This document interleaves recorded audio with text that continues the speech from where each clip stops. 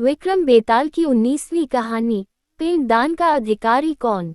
हर बार की तरह इस बार भी राजा विक्रमादित्य ने बेताल को अपने कंधे पर लादा और आगे बढ़ने लगे। सफर लंबा था, इसलिए बेताल ने राजा को फिर से एक नई कहानी सुनाई। बेताल कहता है, ये कहानी है विधवा भागवती और उसकी बेटी धनवंती की। भागवती के विधवा होने के बाद उसके पति के रिश्तेदार उसका सारा धन लेकर भागवती और उसकी बेटी को घर से निकाल देते हैं। इसके बाद दोनों माँ बेटी दूसरे नगर के लिए निकल पड़ती हैं। रास्ते में दोनों एक जगह आराम करने के लिए रुकती हैं, तो वहाँ एक सिपाही एक चोर को बांध कर रखे रहता है। चोर को प्यास लगी होती है, वो भागवती और उसकी बेटी धनवंती से पानी पिलाने के लिए विनती करता है। पानी पीने के बाद वो माँ बेटी से सारी बातें पूछता है कि उनके साथ क्या हुआ था। सारी बातें सुनने के बाद चोर धनवंती के साथ शादी करने की इच्छा रखता है। ये सुनकर भागवती को गुस्सा आता है और वो उस सिपाही को चोर की बात बताती है।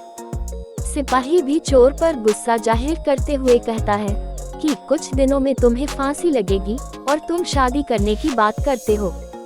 ये सुनकर चोर कहता है, मैंने बहुत पाप किए हैं, अब लगता है कोई तो हो जो मरने के बाद मुझे पानी दे सके। मेरा कोई बच्चा नहीं है, मैं चैन से मर भी नहीं सकता, भूत बनकर भटकूंगा। ये सब सुनने के बाद सिपाही वहाँ चोर को बांधकर आराम करने चला गया। सिपाही के जाने के बाद चोर भागवती और उसकी बेटी धनवंती को अपने छिपाए धन के बारे में बताने लगा। उसने कहा, अगर आप अपनी बेटी धनवंती की शादी मेरे साथ कर देंगी तो मैं आपको अपने छिपाए धन के बारे में बता दूंगा। मेरे मरने के बाद आप दोनों उस धन के साथ अपनी पूरी जिंदगी आराम से बिता सकेंगी। उसकी बात सुनकर दोनों सोच में पड़ गईं। धनवंती की माँ भागवती ने चोर से पूछा, तुम ये क्यों करना चाहते हो? तो चोर ने कहा, शादी के बाद मेरा जो बच्चा होगा वो मेरे मरने के बाद पिंडदान करेगा, जिससे मुझे मुक्ति मिल जाएगी और मैं भूत नहीं बनूंगा। ये सब सुनने के बाद भागवती अपनी बेटी की शादी चोर से कराने के लिए तैयार हो जाती है।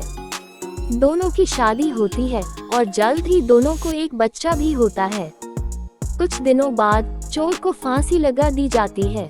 भागवती और धनवंती काफी दुखी होते हैं। कुछ दिनों बाद भागवती को चोर की बात याद आती है कि एक गुफा में मूर्ति के सामने की जमीन के नीचे उसने खजाना छिपा कर रखा था। दोनों माँ बेटी वहाँ जाकर देखते हैं और जमीन खोदने लगते हैं। फिर उन्हें वहाँ सोना चांदी और पैसे मिलते हैं। धनवंती फिर भी दुखी रहती है और कहती है, अगर पैसे नहीं मिलते लेकिन वो जिंदा रहते तो मुझे सब कुछ मिल जाता।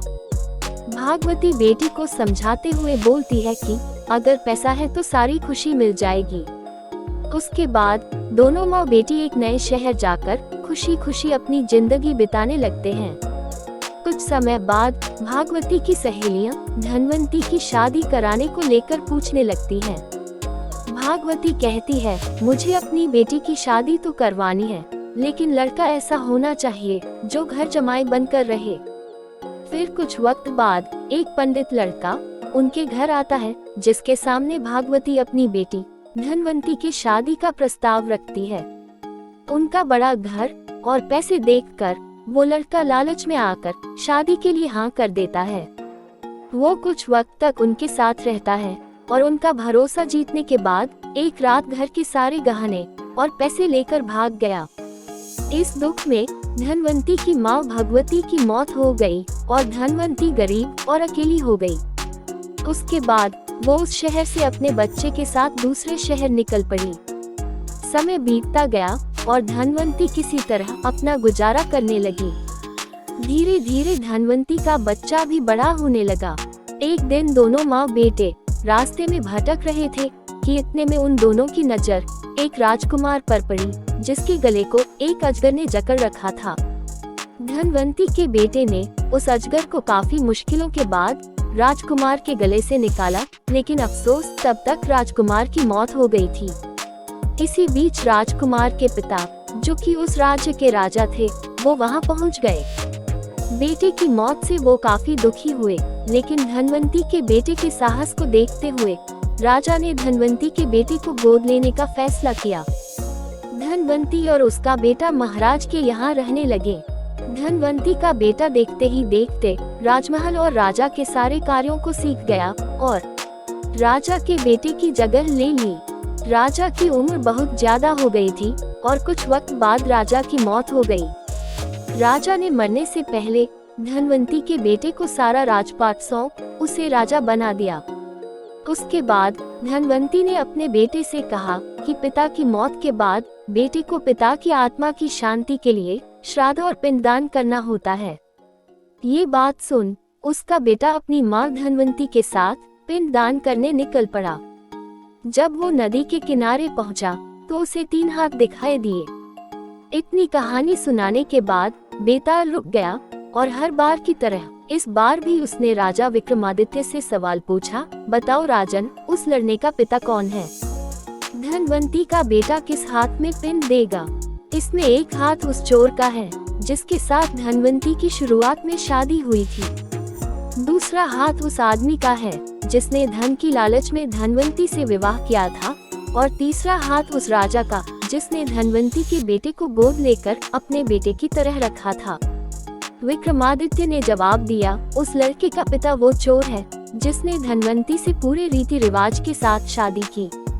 दूसरे व्यक्ति ने लालच में धनवंती से शादी की थी और राजा ने बस अपना काम किया था।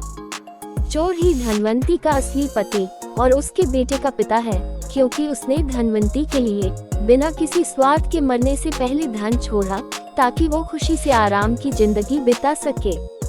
ये सुनते ही बेताल बहुत खुश हुआ और वापस घने जंगल में उसी पेड़ पर जाकर उल्टा लटक गया।